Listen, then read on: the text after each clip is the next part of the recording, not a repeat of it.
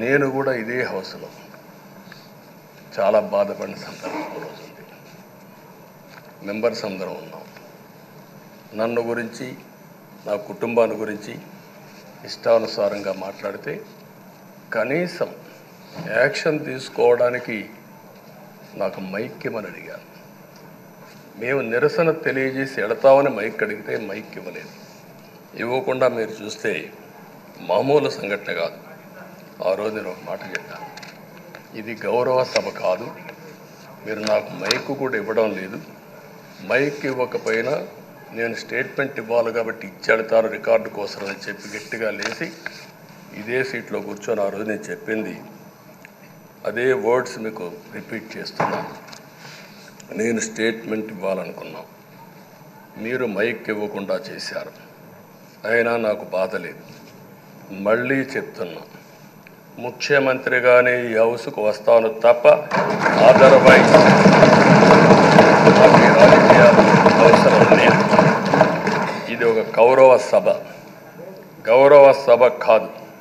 ఇలాంటి గౌరవ సభలో నేనుండనని మరొక్కసారి చెప్తూ మీకు నమస్కారం.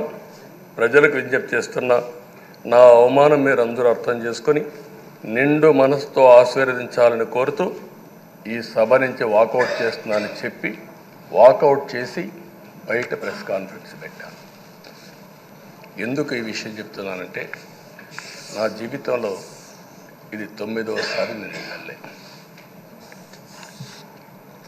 ఈ రాష్ట్రంలో తెలుగు జాతిలో నాకు వచ్చిన అవకాశాలు ఏ నాయకుడికి రాలేదు. 14 సంవత్సరాలు ముఖ్యమంత్రిగా పనిచేశాను. ఇప్పుడు మళ్ళీ ముఖ్యమంత్రి అయ్యాను.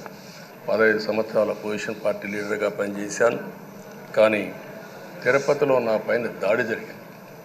24 క్లేమోర్ మైన్స్ నా మీద బ్లాస్ట్ చేశారు. ఆ రోజు కూడా నా కళ్ళలో నీళ్ళు రాలేదు.